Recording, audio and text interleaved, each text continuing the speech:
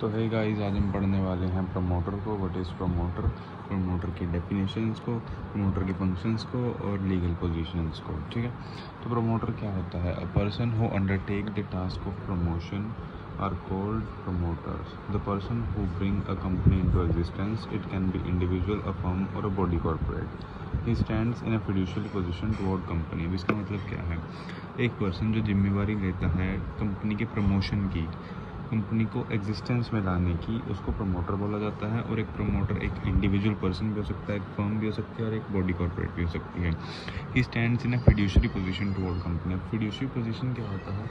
Fiduciary position होता है कि वो कंपनी के प्रॉफिट के लिए काम करेगा। इसको हम आगे पढ़ेंगे। तो कंपनी की डेफिनेशन क्या होगी प्रमोशन की डेफिनेशन क्या होगी? A promoter will appear as who has been named as such in a prospectus or is identified by the company in the annual return. इसका मतलब क्या है? एक ऐसा पर्सन जिसका नाम कंपनी के प्रोस्पेक्टस में इशू होगा और जो कंपनी के एनुअल रिटर्न में आइडेंटिफाई हो सकेगा। Who has control over the affair of company directly और इनडायरेक्टली। जिस पर्सन का कंपनी के अफेयर्स के, कंपनी के एक्ट्स के ऊपर कंट्रोल होगा आइदर डायरेक्टली और इनडायरेक्टली, उसको प्रमोटर बोला जाएगा। And with whose advice board of director take decision. ऐसा इंसान जिसकी एडवाइस की, जिसकी सलाह को लेकर बोर्ड ऑफ डायरेक्टर्स काम करेंगे। अब हम आ जाते हैं फंक्शंस और ड्यूटीज़ ऑफ अ प्रमोटर पे।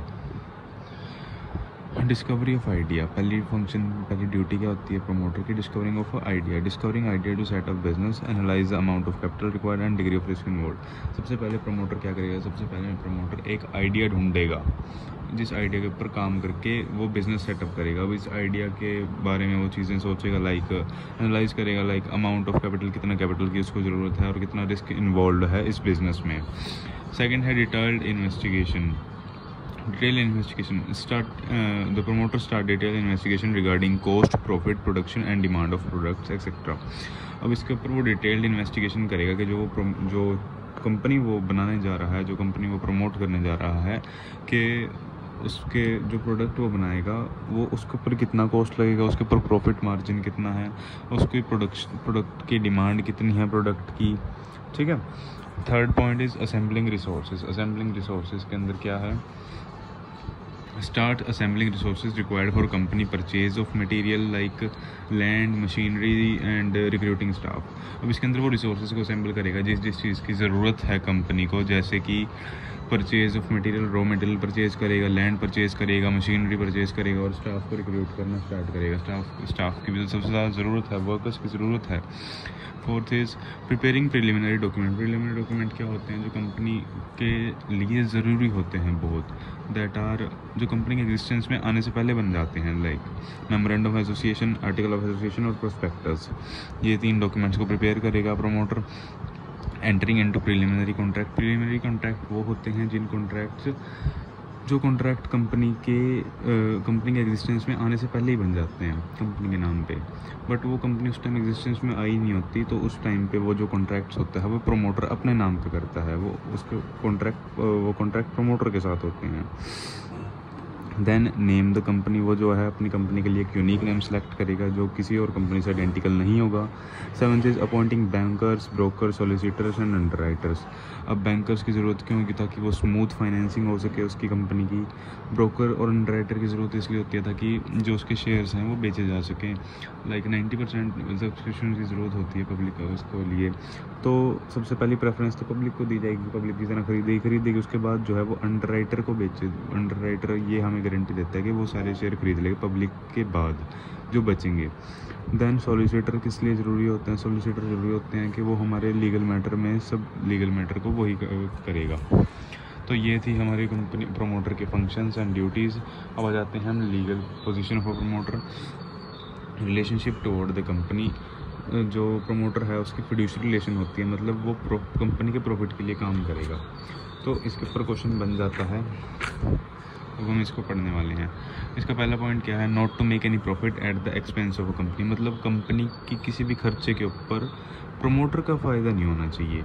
Like promoter can not make either directly और indirectly any profit at the expense of the company. इसका मतलब ये है कि किसी भी कंपनी के खर्चे के ऊपर वो डायरेक्टली या फिर इनडायरेक्टली अपना कोई भी प्रॉफिट नहीं बनाएगा। And without the without the knowledge and concern of the company, company के नॉलेज में, मतलब बिना कंपनी के बताए या उसकी नॉलेज में है ही नहीं चीज़, वो बिना कंपनी के कंसेंट के चीज़ नहीं करता। And if he is doing so then he have to give the full disclosure, and if he fails to give the full disclosure then he is liable to the company and the company can sue him and recover all the amount। मतलब अगर वो ऐसा करता है, वो company के expense से profit बनाता है अपना, कंपनी का बिना डिस्क्लोजर दिए, तो कंपनी उसको स्यू कर सकती है, कंपनी उस पर केस कर सकती है और वो सारा का सारा अमाउंट रिकवर कर सकती है। Second point is not to drive a profit from a sale of his own property without full disclosure. मतलब जो प्रमोटर है वो अपनी प्रॉपर्टी कंपनी को बेचकर कोई भी प्रॉफिट नहीं कमा सकता विदाउट एनी फुल डिस्क्लोजर। सबसे पहला पॉइंट तो है कि कंपनी बेच ही नहीं सकता। Like the promoter is not allowed to derive a profit from the sale of his own property to the company and all fact should be disclosed. अगर लेकिन फिर भी वो सेल करता है तो उसको सारे के सारे फैक्ट डिस्क्लोज करने पड़ेंगे, लाइक वो प्रॉपर्टी क्यों बेच रहा है और वो उसके ऊपर कितना प्रॉफिट ले रहा है। इसके ऊपर केस है Erlanger versus Sombrero phosphate company 1878 sorry. तो इस केस के अंदर क्या था, a syndicate group of people, syndicate क्या होता है, सिंडिकेट होता है a group of people who are working together. अब कंपनी भी वही होती है, a group of people who are working together for a same goal, but इसके अंदर डिफरेंस क्या था कि जो सिंडिकेट होता है वो नहीं होता, लाइक रजिस्टर्ड नहीं होता। जैसे कंपनी रजिस्टर्ड होती है ऐसे सिंडिकेट रजिस्टर्ड नहीं होता। तो a syndicate of which he was head, ई सिंडिकेट का हेड था। Purchase land on which mining can be done, mining करने के लिए उन्होंने एक लैंड खरीदी, आइलैंड खरीदा सॉरी 55,000 पाउंड्स का, 55,000 पाउंड्स के लिए उन्होंने आइलैंड खरीदा। और फिर उसके बाद ई ने एक कंपनी बनाई जिसके अंदर ई प्रमोटर था। तो उसने क्या किया, उस कंपनी से वो आइलैंड को ख़रीदता अपने सिंडिकेट से, ठीक है। तो उसने क्या किया कि कॉन्ट्रैक्ट ऑफ एक्स क्या था, एक सिंडिकेट का ही मेंबर था, उस एक्स से और कंपनी का ये कॉन्ट्रैक्ट करा दिया परचेज़ ऑफ आइलैंड के लिए। और कितने में परचेज़ कराई, 1,10,000 पाउंड्स में। मतलब सिंडिकेट ने उस कंपनी को बेचा आइलैंड 1,10,000 का, मतलब डबल प्राइस पे, विदाउट एनी डिस्क्लोजर। उसके ऊपर कोई डिस्क्लोजर भी नहीं दिया। तो जब कंपनी को ये बात पता चली तो कंपनी ने उसके ऊपर केस कर दिया एंड उससे सारे के सारे पैसे वापस लिए और उसको कॉन्ट्रैक्ट कैंसिल कर दिया। उसके बाद थर्ड पॉइंट क्या है, to make full disclosure of interest on profit. इसका मतलब क्या था कि वैसे तो जो प्रमोटर है वो सेल नहीं कर सकता अपनी प्रॉपर्टी की, बट फिर भी अगर वो करता है तो उसको फुल डिस्क्लोजर देना होगा कि उसके ऊपर वो कितने इंटरेस्ट में उसने कमाया है। उसको फुल डिस्क्लोजर देना होगा जो भी ट्रांजैक्शन हुई है। और वो किसको देना होगा फुल डिस्क्लोजर, या तो वो किसी बोर्ड ऑफ डायरेक्टर को दे सकता है, या आर्टिकल ऑफ एसोसिएशन के अंदर मेंशन कर सकता है, या फिर प्रोस्पेक्टस के अंदर मेंशन कर सकता है, या फिर वो किसी भी शेयर होल्डर को इस चीज़ का डिस्क्लोजर दे सकता है। अब इसके बाद है not to make unfair use of position. अब प्रमोटर के पास एक अच्छी खासी पोजीशन होती है कंपनी के अंदर, तो प्रमोटर का ये राइट होता है, प्रमोटर की ये ड्यूटी होती है, लीगल पोजीशन होती है प्रमोटर की, कि वो अपनी इस पोजीशन का अनफेयर यूज़ ना करे और इसका पॉजिटिव यूज़ करे, ठीक है। उसके बाद आ जाते हैं rights of promoter. Right of promoter के अंदर हमें क्या देखने को मिलता है, right to receive preliminary expenses. Preliminary expenses क्या होते हैं, जो कंपनी के इनकॉर्पोरेशन में आने से पहले,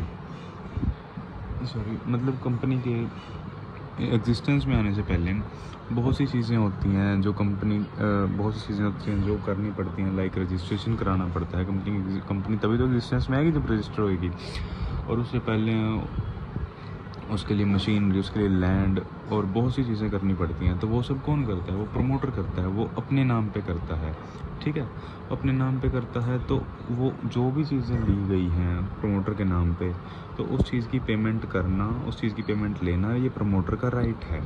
किससे लेना, बोर्ड ऑफ डायरेक्टर से, ओके। सेकंड राइट क्या है, right to receive proportionate amount from co promoters.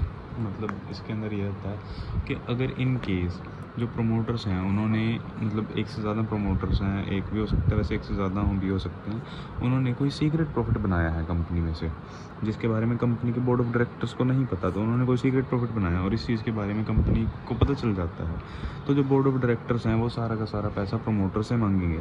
और इन केस अगर वो एक प्रमोटर से मांग लिया गया तो उस प्रमोटर को तो पैसा देना पड़ेगा, वो पैसा दे देगा, लेकिन उसके पास ये राइट है कि जो को प्रमोटर्स हैं उसके साथ के, उनके पास से उसको उनका प्रोपोर्शनेट अमाउंट मिल जाए। ओके। थर्ड राइट क्या है? Right to remuneration. अब जो प्रमोटर है उसके पास रेम्यूनरेशन लेने का राइट होता है, ठीक है, और बिकॉज उसने इतने सारे कॉन्ट्रैक्ट्स अपने नाम पे किए होते हैं कंपनी के एग्जिस्टेंस में आने से पहले। और जो रेम्यूनरेशन होता है वो शेयर्स की फॉर्म में, डिबेंचर्स की फॉर्म में, कमीशन की फॉर्म में भी हो सकता है, या उसको लमसम अमाउंट भी दिया जा सकता है।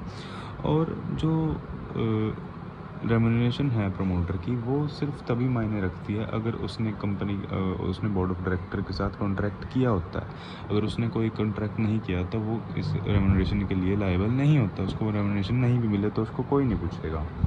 ओके।